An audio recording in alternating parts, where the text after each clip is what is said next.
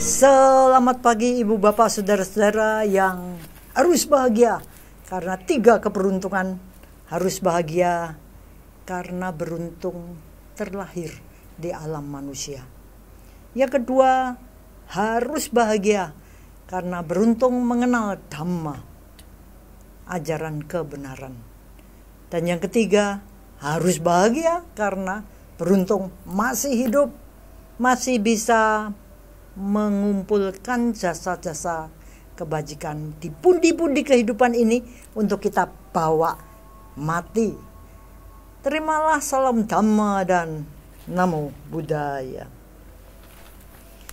Ibu bapak saudara-saudara, hari ini tanggal 15 Mei, hari yang sangat istimewa karena umat Buddha di seluruh dunia ini sedang gerengsengnya perayaan Waisak.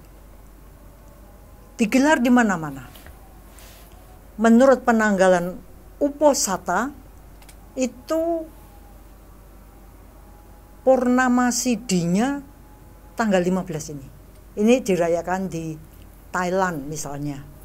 Sementara kalau penanggalan lunar itu Waisaknya jatuh tanggal 16. Itu ada di India misalnya. Jadi karena pas hari Minggu ini ada kebaktian, ada sharing Dhamma yang bisa kita lakukan, maka kita anggap saja kita merayakan Waisak pada hari ini. Supaya mantap, mari kita dengarkan dulu lagu yang sangat indah untuk mengiringi momen Waisak.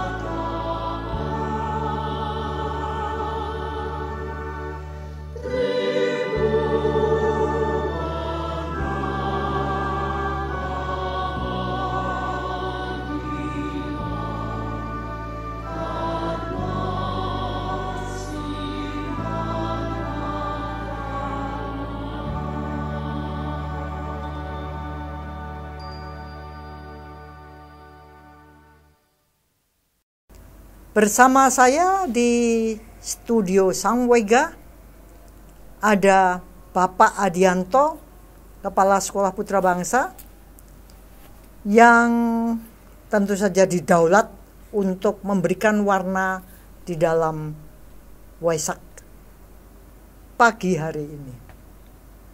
Selamat pagi, Pak Adianto. Selamat pagi, Bu Lani. Selamat merayakan Waisak. Ya, kita ngomong-ngomong tentang Waisak nih. Bagaimana sebenarnya 3 hal yang sangat luar biasa terjadi, yaitu Kelahiran, pencapaian pencerahan sempurna, dan Mahaparinibbana. 3 ini biasa dirayakan di mana-mana. Tapi saya agak galau nih, Pak Adi. Sejak dari Galaunya harus dirawat nih, karena kalau nggak galau artinya sudah sempurna. Sejak dari saya kenal Dhamma, yang namanya Waisak, itu kita selalu ngeributin dengan 3 peristiwa gitu. Saya bertanya-tanya nih, kapan saya merayakan pencapaian? Kalau lahirnya Bulani udah nih. Udah. Udah persis kayak Pangeran Siddhartha lahir udah. Tinggal yang kedua ya. Betul. Nah, itu menarik. Bulani kan selalu bilang kalau Waisak itu selalu meninggalkan pertanyaan kapan saya mencapai pembebasan dan saya merayakan Waisak saya sendiri. Iya. Nah, saya mau tanya dulu nih ke Bulani, kalau Waisak itu Bulani maknai sebagai mengingatkan kapan giliran saya mencapai pencerahan. Ini jadi pertanyaan besar untuk semua orang. Apakah kita sudah berupaya menuju ke sana itu? Nah, Bulani sendiri nih, kapan saya merayakan Waisak saya? Kira-kira semua orang itu harusnya bertanya. Harusnya. Karena kalau kita kebetulan merasa, aduh, beruntung sekali saya kenal Dhamma. Sebenarnya kan Dhammanya itu sudah ada. Kita sudah ketemu. Pertanyaannya, seberapa sih kita berjalan dalam Dhamma? Karena kalau Dhamma itu diikuti sebagaimana diajarkan oleh The Buddha, kita mencapai kok pencerahan. Kita terbebas kok dari penderitaan. Jadi pertanyaan itu mestinya diubah sedikit, Pak Adi. Pertanyaan itu menjadi seberapa kita ini serius menjalani apa yang sudah diinstruksikan oleh Sang Buddha. Secara teori sih gampang ya. Kebenaran pertama tentang duka, tahulah kita, tiap hari kita duka. Suka sedikit, ada juga benih duka, berubah. Penyebabnya duka, kita sudah tahu itu, yaitu yang kita sering katakan dalam singkatan LDM, yaitu loba dosa moha 100 untuk regu A. Ini kelihatan sekali kita nih guru dan murid gitu ya. Kadang-kadang saya jadi guru, kadang-kadang Pak Adi yang jadi guru. Tapi kalau kita sudah ngerti penyebabnya, dan kalau kita bisa lihat yang ketiga, yaitu akhir dari duka, dan itu dimungkinkan. Jelas-jelas Siddhartha Gautama mencapai kebuddhaan. Dan yang keempat, ini bukan cuma akhirnya doang loh. Ini jalan menuju akhir duka. Sudah ditunjukkan juga oleh Sang Buddha. Kita sudah hafal tuh. Bukan hanya ditunjukkan, kita sudah hafal. Kita sudah hafal. 8 jalurnya tuh 8 step. 8 jalan. Eightfold Noble Path, jalan utama berunsur 8. Hafal kita. Tapi kok tetap nggak mencapai. Nah, ini jadi muncul pertanyaan, Bulani. Kalau tiap Waisak ini kita gunakan sebagai momentum untuk memeriksa, Bulani sendiri memeriksanya atau menyarankan ke setiap kita, bukan hanya sekedar mengingatkan tentang kelahiran, pencapaian pencerahan sempurna dan mahaparinirvana, tapi harusnya lebih dari itu. Kita refleksikan ke diri sendiri. Bulani sendiri melihatnya seperti apa sih kalau tiap Waisak ini kita ngecek seberapa kita sudah hafalan-hafalan kita tentang tadi tuh yang diajarkan oleh Sang Buddha, apa yang jadi intisari dari ajaran Sang Buddha itu kita ingatkan kembali di Waisak. Tapi kembali tadi, kapan kita merayakan Waisak kita sendiri, gitu, seberapa tanda-tanda yang bisa kita gunakan untuk memeriksa kita nih udah jauh, jangan-jangan, atau sudah mulai sedikit demi sedikit. Malahan kita jangan-jangan berbalik gitu ya, menuju ke agama gitu. Bulani gunakan indikator apa sih, atau tanda-tanda apa yang tiap Waisak ini, oh saya oke lah, Waisak sudah ini maju atau belum? Ya memang gara-gara saya galau tadi, saya merasa kalau setiap orang galau dan mau kemudian introspeksi, bisa kok kita tuh memperbaiki diri. Contohnya gampang aja dah. Seberapa kita ini dalam keseharian kita, karena kita ini hidup di dalam dunia pendidikan, dan kebetulan kita ini hidup bersama gitu ya. Nah saya mau tanya sama Pak Adi, menurut Pak Adi, saya ini ada majunya apa enggak sebagai umat Buddha? Bulani mau mengatakan pemeriksaannya dengan ini nih. Kesehariannya gimana? Keseharian. Seberapa loba itu mencengkeram dan memanifestasikan diri, memunculkan diri dalam keseharian. Kita kan bekerja di dalam dunia pendidikan. Seberapa sih Pak Adi itu melihat saya berkobar-kobar dalam ambisi yang keterlaluan, maunya banyak dan sebagainya. Bisa dilihat kan? Kelihatannya saya sekarang lumayan lah dibandingkan dengan sebelum saya kenal Dhamma. Itu mengenai loba. Dosa, bagaimana kebencian menguasai, mencengkeram, mengikat, dibarengi kemudian dengan kemarahan lah. Mungkin pertamanya cuma sebel, lama-lama jadi nggak suka dan benci dan dendam. Nah, seberapa banyak sih saya mengurangi hal itu? Kalau ngomong-ngomong, kita dulu kan sering tengkar. Nah, berarti kan dosa kita ini kan unda-undi ya. Jadi pertanda ya, kalau kita tiap tahun ini di Waisak kita ayo cek nih seberapa banyak kita cekcok. Kalau makin berkurang, kita maju. Kita maju. Bisa saya yang maju, bisa Pak Adi yang maju, bisa juga kita maju bareng. Iya. Tergantung dari bagaimana kita ini memeriksa diri kita. Jujur melihat ke dalam diri. Kalau mohanya gimana ngeceknya? Nah, kalau moha ini penting sekali. Ini mungkin yang sulit banget ngeceknya tiap Waisak kita. Iya, karena yang namanya moha itu namanya juga terjemahnya kegelapan batin. Namanya gelap. Nah, kalau gelap kita mau lihat apa? Meraba-raba gitu. Sesuatu yang kelihatannya mungkin dianggap bahaya, ternyata enggak. Atau yang enggak apa-apa. Tapi ternyata kita terperosok dalam satu jurang.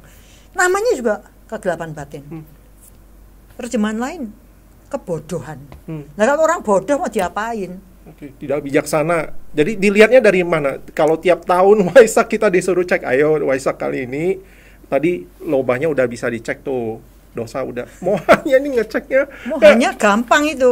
Kalau yang paling gampang itu nafsu ego. Seberapa kita ini mementingkan diri sendiri.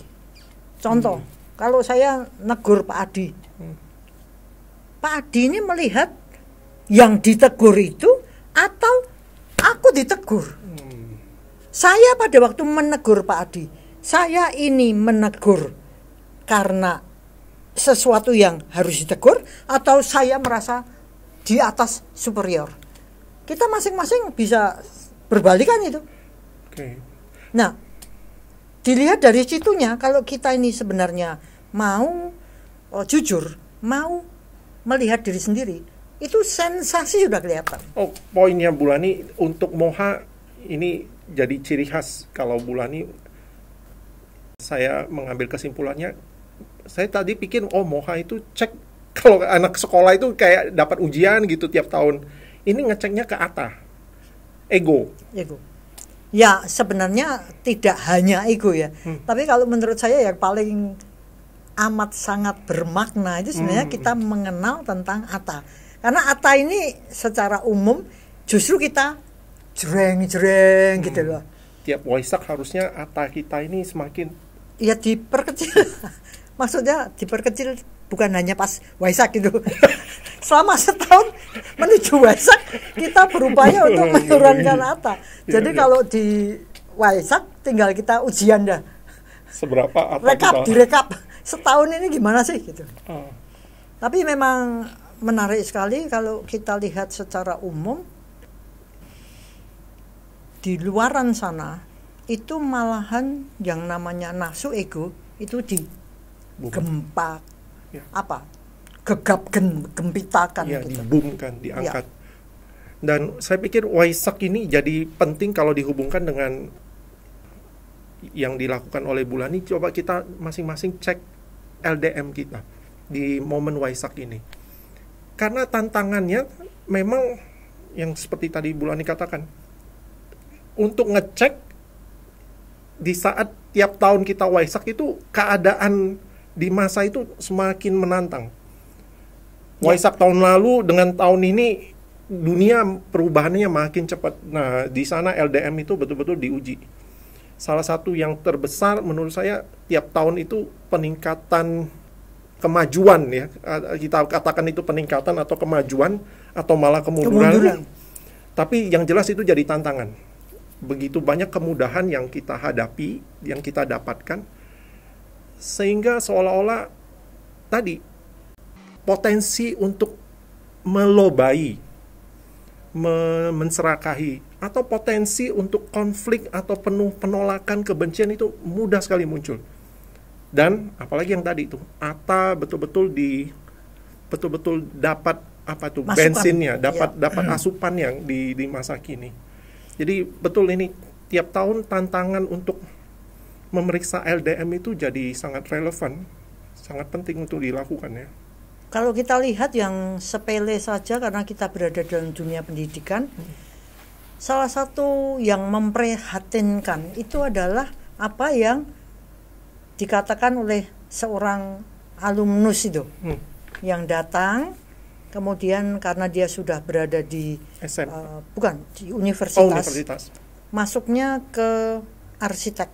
Jadi kalau masuk ke jurusan fakultas arsitek, kira-kira duitnya ya lumayan banyak. Jadi sepertinya lingkungannya juga paling tidak orang berduit. Itu kan dia berkeluh kesah kan? Ceritanya gimana? Saya ingat jadi ceritanya itu alumni kita yang datang, kalau tidak keliru ngobrolnya sama Bu Endang, dan kita dengar cerita ini dari Bu Endang. Kita mendapati bahwa alumni kita yang masuk ke universitas ini di kota besar ya, di kota besar. Dalam tanda petik tuh godaan untuk itu tuh mempengaruhi atau terpengaruhnya LDM-nya tuh kelihatan banget. Karena lingkungannya, teman-teman satu angkatannya itu kalau sekarang ini katanya kalau kerja kelompok kerkol itu harus di kafe. Harus di tempat-tempat yang tempat nongkrong lah istilah kerennya sekarang ini. Dan dibandingkan Bulani beda ya, kalau Bulani dulu tempatnya gratis, ini tempatnya ya sudah harus sewa dan bayar. Dicari yang seperti itu. Kalau dulu carinya yang gratis, ini gratis. Sekarang harus ke kafe, tongkrongannya di kafenya juga bukan kafe sembarangan, karena tadi latar belakangnya mahasiswa arsitek itu berduit. Jadi kerkolnya pilihannya tempatnya yang buat alumni kita nih, wah kok seperti ini kayak gini ya.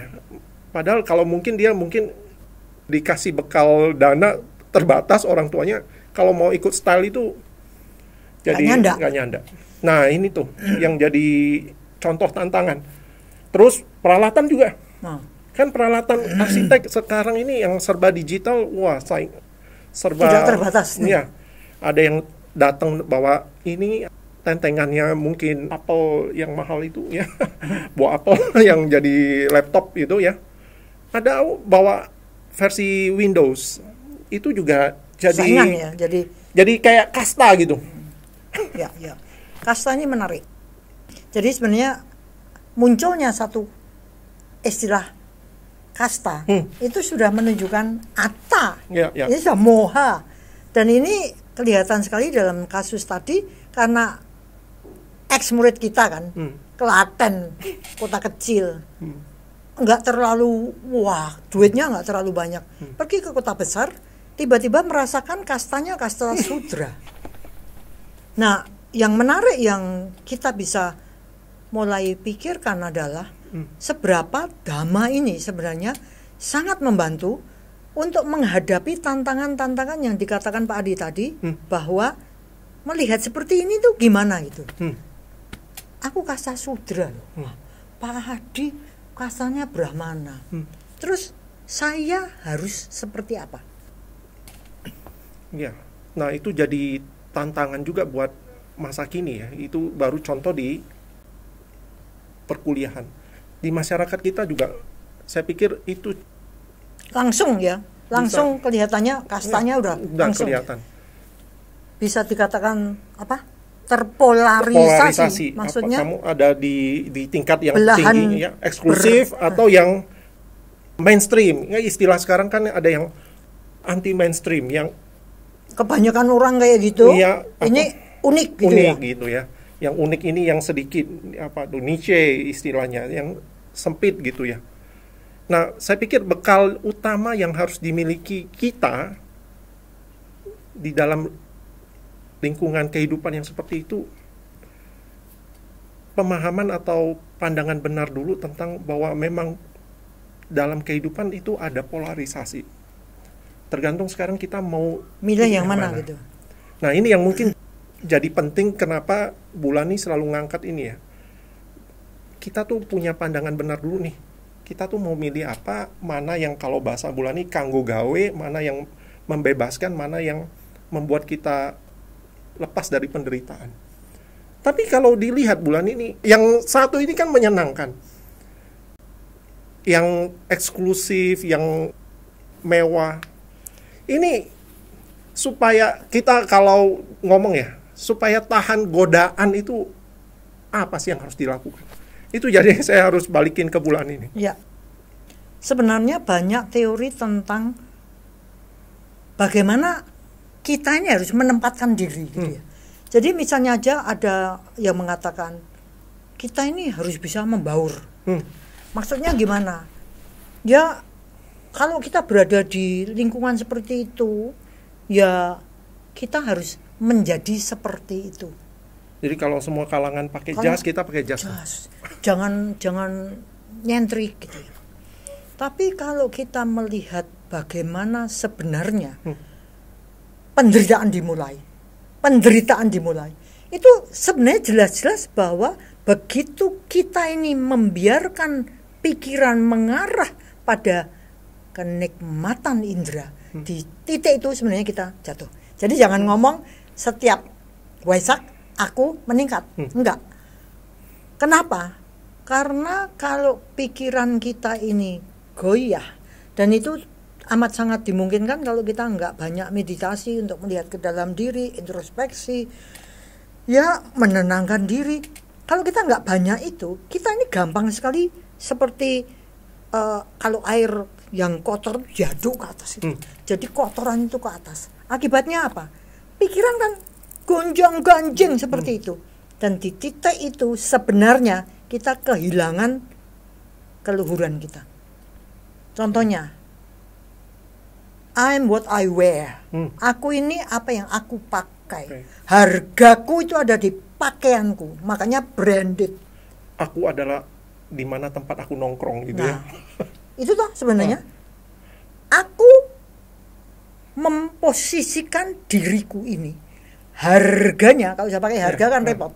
Harganya ada di tempat aku nongkrong. Ada di tempat apa? Aku pegang apa, tas apa gitu. Nah, misalnya handphone apa yang aku pegang, laptopnya kayak apa, sepatunya kayak apa, jam tangannya pakai apa,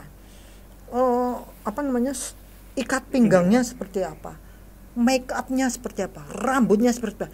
Begitu kita sudah mengatakan I am what I wear, di titik itu juga sebenarnya kita kemakan sama moha. Nah ini kalau anak-anak muda yang nongkrong di tempat yang wow seperti itu, dan dia merasa dengan seperti itu aku punya harga, mohanya kayak apa? Sebaliknya kalau kita ngerti bahwa I'm not what I hear, I'm not what I wear. Aku ini adalah apa yang aku lakukan di dalam menghiasi kanvas kehidupan ini. Mumpung ada satu kanvas yang berada di depanku siap untuk kulukis. Itu kan tidak ada urusannya dengan apa yang aku pakai, apa yang nggak ada. Nah, seberapa toh anak-anak ini, anak-anak muda ini, ya anak-anak tua juga memahami bahwa kehidupan ini sekejap. Bukan itu. Bukan itu. Jadi nggak ada unsur. Dan nggak ada unsur. Karena semuanya akan lewat. Saya setuju nih, yang itu karena ini yang ketutup ya selama ini. Mungkin karena orang impresi dulu yang penting, kesan pertama. Tapi poin yang tadi tuh kena banget. Setelah impresi, orang itu istilah Bulani, wah. Kemudian, ternyata nggak ada isinya. Ya. Tampilannya, impresi awalnya, wow. Ternyata nggak ada apa-apanya. Dan ini sebenarnya banyak kelihatan dari seperti teman kita yang psikolog atau teman kita yang psikiater. Banyak sekarang pasien-pasien. Ya karena itu. Dia merasa tidak ada harganya kecuali memakai tadi. Saya jadi ingin menghubungkan itu yang barusan disampaikan Bulani, bahwa orang itu harus digeser cara pandangnya, bukan dari melihat seseorang atau menilai atau memberikan value ke seseorang itu bukan dari apa yang tampak, tapi apa yang dia kerjakan. Betul. Ini yang sistem yang karma. Iya, dalam bahasa kekinian istilahnya meritokrasi. Merit by merit. Merit itu jasa kebajikan. Jadi poin yang diperoleh karena kita melakukan kebaikan. Dan ini sudah jadi mulai kayaknya jadi kesadaran bersama. Lihat orang tuh jangan impresi dari penampilan, tapi meritnya, meritokrasi. Apa yang dia lakukan, kualitasnya dia. Dan ini saya ingat di dunia pendidikan bagaimana kita ini melihat dari looks ya, penampilan. Apa pengalaman? Itu ingat nggak bahwa pada suatu ketika kita ini diundang oleh dinas gitu ya, di mana banyak sekali kepala sekolah dan guru-guru yang ada di situ. Kemudian ada seorang orang tua murid yang mengatakan pada saya, kasihan ya Pak Adi itu, yang lain pakai jas, kok Pak Adi pakai kaos meskipun pakai kerah. Kok kasihan Uti, karena itu orang nenek itu. Kok kasihan Uti? Ya kan nggak kelihatan gantengnya. Saya katakan salah Uti, yang paling ganteng di semua lapangan ini itu Pak Adi. Begitu juga dengan guru-guru kita, yang lain segala macam. Guru-guru kita pakai kaos dengan kata-kata bijak, kata-kata motivasi yang membuat orang memikirkan ini agak gila. Tapi ada yang mengatakan hebat ya. Dan ini ditangkap oleh seorang ahli psikolog dari Amerika yang waktu itu datang ke tempat kita dan mengatakan, I can see the quality of your school. Aku bisa melihat kualitas dari sekolahmu. Yang penting sebenarnya adalah nilai inti sari pendidikan, bukan dari penampilan. Dan itu saya dengan bangga mengatakan kita enggak masuk ke dalam, kita enggak terperosok ke dalam yang seperti itu. Karena kemudian ternyata dalam berjalannya waktu kelihatannya GR-nya saya ngomong, banyak orang yang justru mengarah pada bagaimana kita menjalankan kehidupan. Jadi tidak mengutamakan penampilan. Enggak. Kalau kesadaran ini dipakai oleh anak-anak muda, saya pikir tadi contohnya alumni kita, maka dia akan dengan Grega, dia menunjukkan siapa aku nggak perlu nongkrong di sana, yang penting aku kerjaku nunjukin bagaimana. ya. Ya.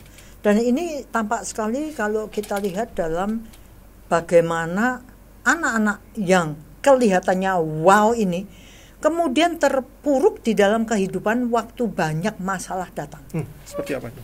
Misalnya aja contohnya kita sekarang punya 2 tahun pandemi. Masa pandemi. Bagaimana mereka? Nggak bisa nongkrong lagi, nggak bisa pamer lagi. Banyak yang terpuruk. Akibatnya mungkin mengejar nilai supaya mereka merasa hebat.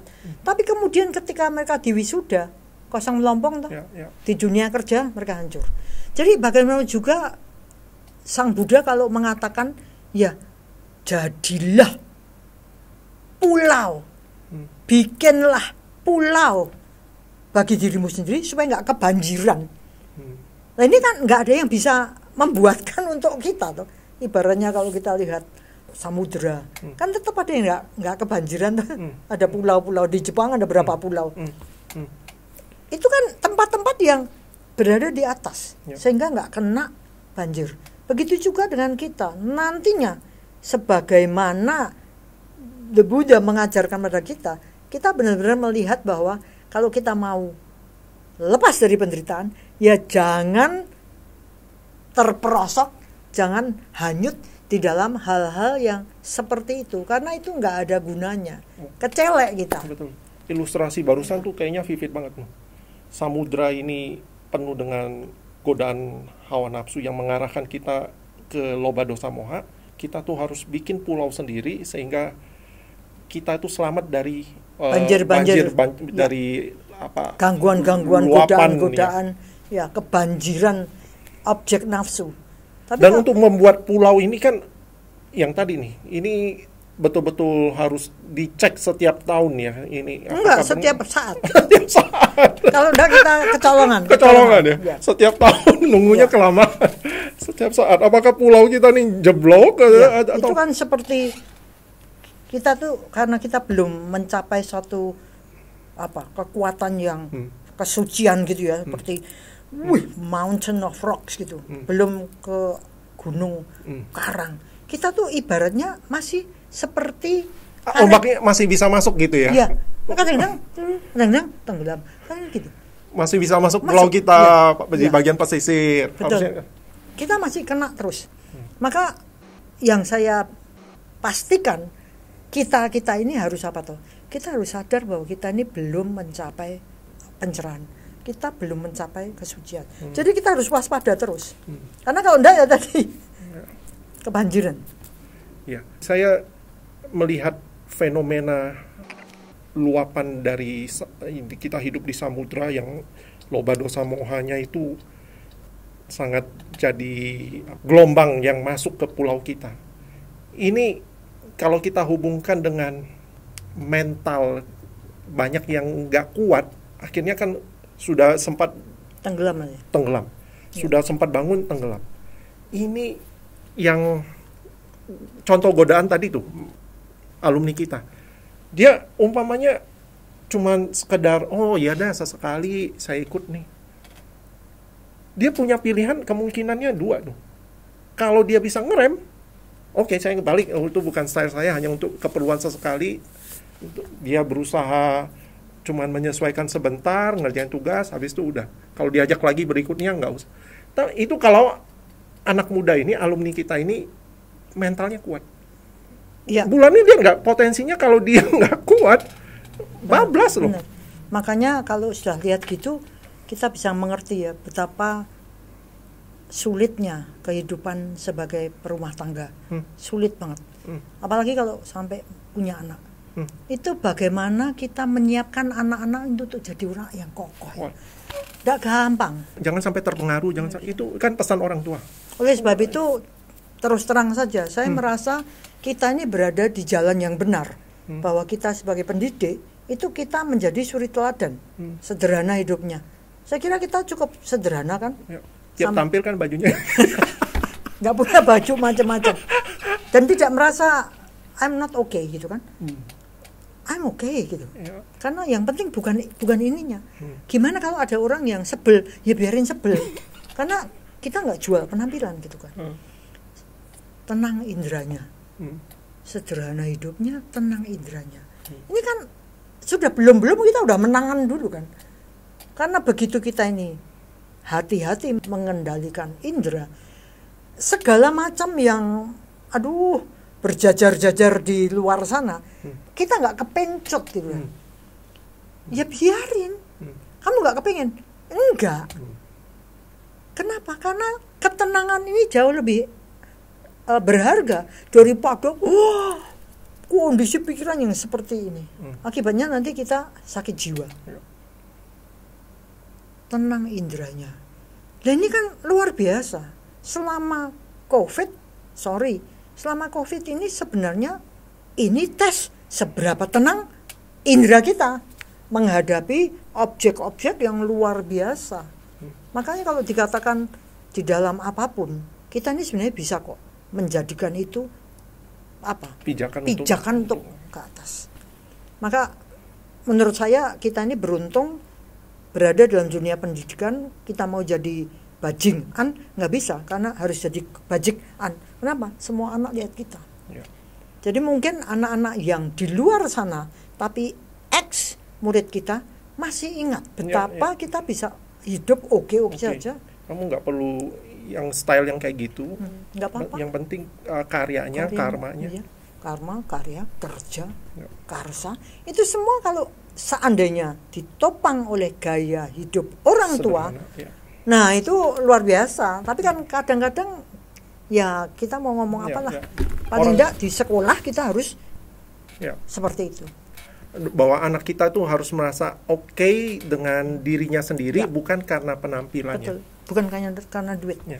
Oleh sebab itu kita mempentingkan bagaimana pikiran bekerja, bagaimana batin bekerja, bagaimana inteligensi bekerja, tapi bukan bagaimana kesombongan bekerja, bukan wow kita bekerja, bukan itu. Maka yang ketiga adalah kita harus punya malu yang benar, kita harus punya takut yang benar. Ini kelihatannya sepele, tapi kalau kita lihat banyak sekali yang nggak ngerti itu. Jadi malu akan diajak nongkrong sana, kok aku nggak ini ya, nanti malu nggak. Nah, kan aneh gitu ya. Kok aku nggak bisa bayar nongkrong di sana kopi yang harganya 50.000, sementara aku cuma minum kopi yang 5.000. Malu yang nggak pada tempatnya. Nah itu kalau dia tidak diluruskan, akibatnya dia nggak bisa optimal kan. Orang bisa optimal itu kalau merasanya I'm okay gitu loh. Aku bisa maju. Maka di sini yang saya merasa aku beruntung banget tuh kenal The Buddha. Kenapa? Sang Buddha tuh kayak gitu semangatnya. Kita sebagai muridnya mosok sih gini, yang bener nggak pantas kita jadi siswa Sang Buddha. Jadi sudah ada gagahnya gini, dan ini kegagahan ini sebagai keperkasaan ini kita butuhkan loh untuk menghadapi segala macam tantangan kehidupan. Hati-hati dalam bertindak. Hati-hati dalam bertindak melalui pikiran, ucapan, dan fisik. Kebanyakan kita nggak hati-hati kok. Dan saya lihat yang menarik di masa kini adalah karakteristik orang yang tadi yang disebut Bulani, sederhana hidupnya, tenang indranya, tahu malu yang benar, tahu takut yang benar, berhati-hati dalam bertindak. Orang-orang yang seperti ini di masa kini itu dirindukan. Ya. Dan saya mau ngambil contoh barusan ini ada yang datang ke sekolah kita, ke Dharma House kan. Ini gara-gara ini saya harus cerita karena ini menarik. Ada orang yang merasa kalau sudah kumpul di sini, ngobrol, bertukar pikiran, masalah-masalahnya selesai. Hanya contohnya ketemu Bulani cuma sudah berobat. Aduh, saya habisin 5 juta. Ya, saking banyaknya orang goblok di dunia ini. Tapi kan memang saya melihat ini ada kebutuhan di masa kini, orang-orang seperti ini yang jadi jadi suri teladan atau jadi pelipur apa itu, penderitaan duniawi yang dihadapi mereka. Mereka juga butuh ketenangan dan carinya figur mana sih yang kalau lihat masalah bisa menyelesaikan dengan bijaksana. Kebanyakan masalah itu kan nggak butuh penyelesaian, kan selesai sendiri. Banyak loh itu. Karena sebenarnya nggak punya masalah. Dia ciptakan masalah sendiri. Nggak ada masalah. Dan dia nggak bisa lihat itu. Dia nggak bisa lihat itu. Waktu ketemu dalam ngomong-ngomong sama kita, kita ngomong-ngomong dhamma, dan tiba-tiba dia ngerti, I don't have any problem gitu. Karena apa? Lah, masalahmu tuh apa? Dia nggak bisa temu.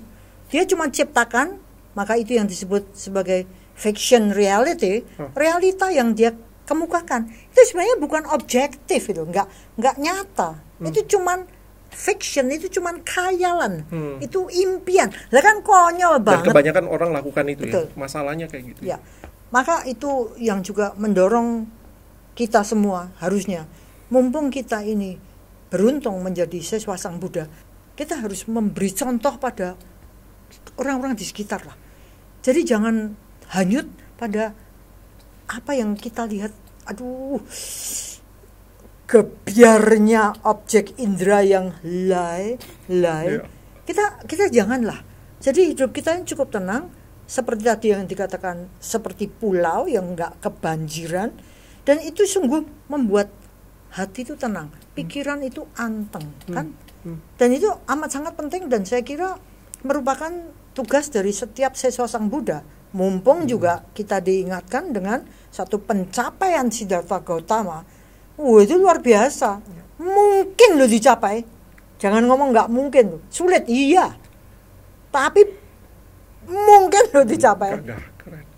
Keren itu, keren. Dan saya pikir ini kalau pemahaman ini ada di setiap anak-anak muda. Ya. Bahwa mereka harus jadi pulaunya sendiri, kemudian kalau bisa lebih advance mereka jadi suri teladan, bukan jadi ikut yang terpengaruh dengan arus loba dosa moha. Justru mereka yang menarik orang-orang yang ada di seberang sana masuk ke pulaunya loba dosa moha. Saya pikir anak muda kita dengan cara begitu mentalnya sehat, pasti. Terus mereka jadi fisiknya sehat, gagah mereka dalam menghadapi masalah ini dan bisa diandalkan di masa depan. Saya kira itu juga yang menarik kalau setiap kali kita Waisak ya.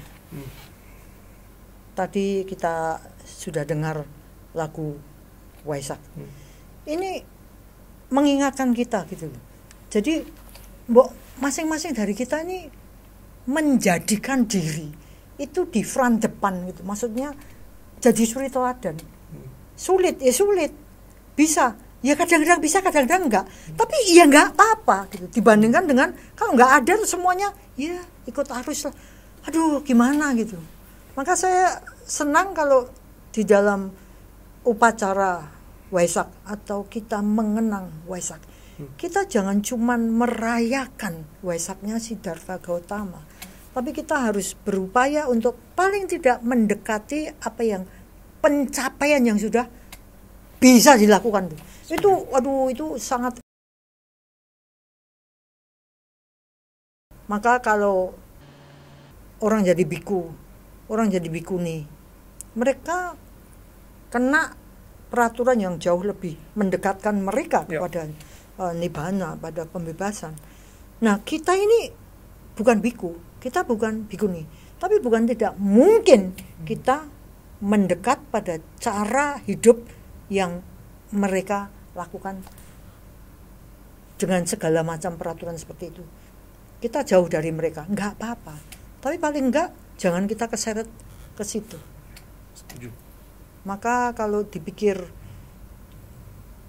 momen Waisak ini, semoga masing-masing dari kita ya mendekatkan dirilah.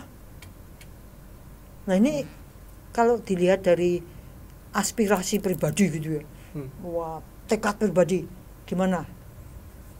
Saya lihat Waisak ini dari pembahasan kita tadi, inti dari Waisak yang bisa diambil yang lain adalah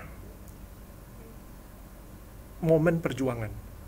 Jadi kalau kita merayakan Waisak, tadi Bulani bilang Waisaknya Siddhartha Gautama, itu isinya tuh nggak ada lain, nggak ada bukan tuh, isinya berjuang. Bener. Berjuangnya apa? Moles parami, bikin karma baik, bersihin pikiran, ya. 3 itu aja sulit, lomba dosa moha disingkirin. Jangan berbuat karma buruk. Banyaklah berbuat baik, bersihkan pikiran. Nah, kelihatan cuma itu. Tapi itu kan seumur hidup. Iya, dan intinya tuh perjuangan. Jadi kalau Waisak, aspirasi saya terhadap Waisak ini adalah, ini isinya perjuangan. Tahun ini perjuangannya tadi sudah sejauh apa sih? Jadi nggak boleh berhenti sebelum kita punya Waisak sendiri. Benar. Ya. Ada satu hal yang membuat jelek juga ya. Itu kisah tentang waktu bayi Bodhisattva ya, Siddhartha Gautama lahir. Kemudian ada banyak peramal kan. Lalu ada satu peramal petapa itu melihat tanda-tanda manusia besar gitu ya. Kan dia menangis. Menarik ya. Tersenyum dan menangis. Tersenyum karena melihat ini lahirnya aku nggak punya kesempatan, tapi menangis karena tidak sempat mendengarkan dhamma. Jadi kalau itu saya lihat, aduh, bagaimana dengan kita? Kita ini nggak bisa lihat bodhisattva lahir.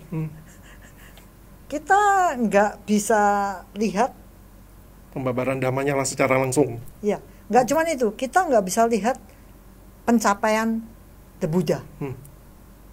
Siddhartha Gautama mencapai pencerahan sempurna. Kita nggak sempat. Kemudian parinibbana nggak sempat. Tapi kita sungguh beruntung, kita mengenal dhamma yang kemudian oleh The Buddha dikatakan, sepeninggalku gurumu adalah dhamma. Wah, itu saya merasa luar biasa. Kita ini luar biasa beruntung. Makanya saya dapat ilmu 3 keberuntungan itu, seperti menyaingi salam 3 jari oleh Pak Jokowi. Itu menunjukkan sebenarnya kita ini, aduh, jangan sampai menyia-nyiakan gitu. Kita bertekad jangan sampai menyia-nyiakan aja, kita tetap menyia-nyiakan. Apalagi kita nggak apa-apa dah, nggak bisa. Itu sebenarnya sering diingatkan Bulani tiap awal pertemuan. Iya. Kalau dipikir tuh ngomong apa kayak gitu. Tapi waktu saya ngomong, saya pikir itu memang harus diingatkan. Itu ya paling enggak untuk saya sendiri lah. Ya. Karena kalau saya nggak mengingatkan diri saya sendiri, saya rugi besar. Pendengar nggak mau diingatkan terserah. Tapi kalau saya nggak mau diingatkan, itu kan celaka 12, 13, 14. Maka mudah-mudahan dengan adanya perayaan yang bukan seperti biasa, karena kembali masih COVID, ada perasaan prihatin di dalam batin kita untuk